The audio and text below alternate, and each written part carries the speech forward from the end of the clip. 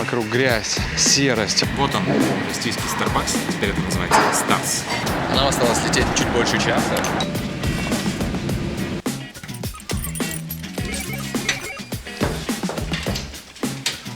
С 8 марта!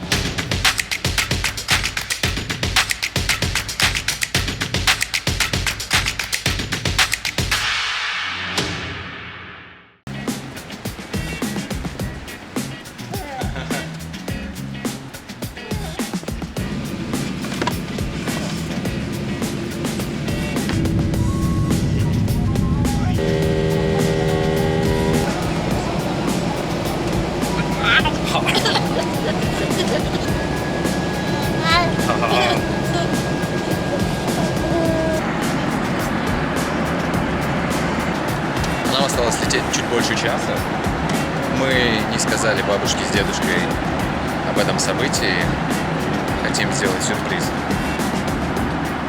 Юляша осталась в Стамбуле. Мы планируем провести в Питере где-то неделю. Надеюсь, что она будет достаточно интересной и насыщенной.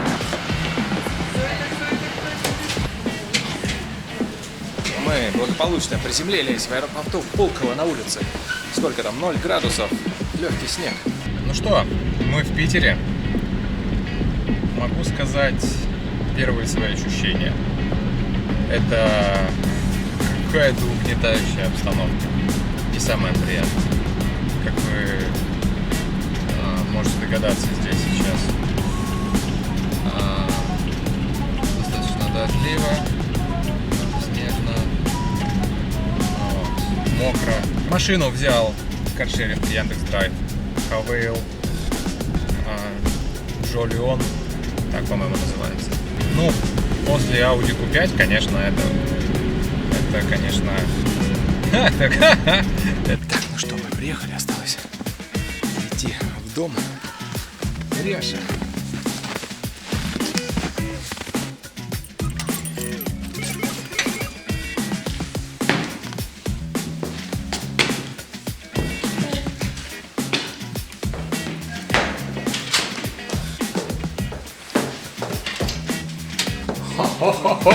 С 8 марта!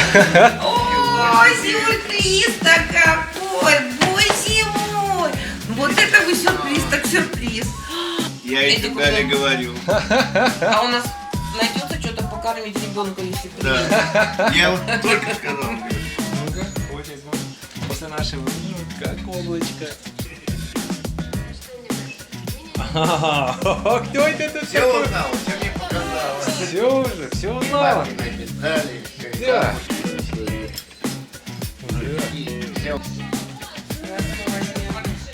В первую очередь окормим ребенка.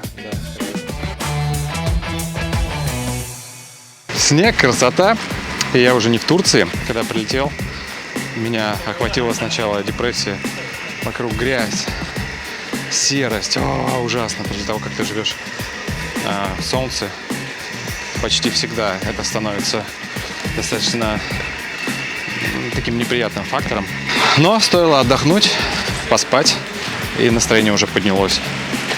Съездил, получил электронную подпись.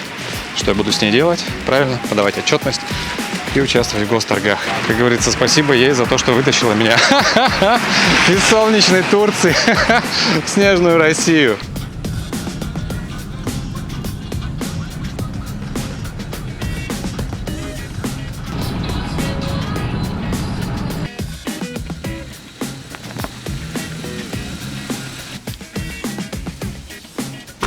Ну что, как думаете, что можно делать первым делом, когда ты прилетаешь в Россию?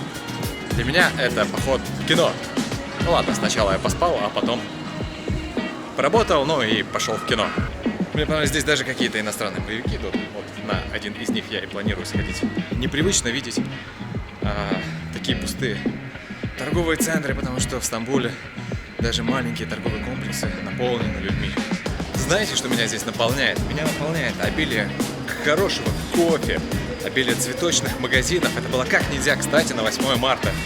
У меня есть один крутой магазин, где я всегда покупаю цветы, и это нифига не реклама. Потому что мне правда нравятся эти ребята, как они делают. Да, здесь нет Starbucks, здесь нет Икеи больше. Но, в принципе, мне как до лампочки. Надо будет зайти в Мак, кстати, попробовать. Все-таки вкуснее он здесь или нет. Или это убеждение. Ну что, вот он, российский Starbucks. Теперь это называется Stars. Такая штука, такой логотип. Никогда здесь не покупал кофе, просто потому что дорогой.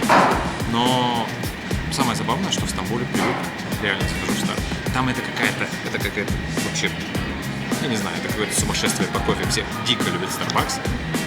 Там сейчас кофе стоит средний примерно 49 или 50 лет, давайте 50 лет. На рубле это 200 рублей. Сейчас я взял такой же кофе за 300 рублей. Получается, что в Стамбуле это в Турции дешевле, но получается, что да. Мой латте. Здесь мне даже написали мое имя. Турки, в общем-то, этим не сильно балуют класс. Погнали смотреть кино.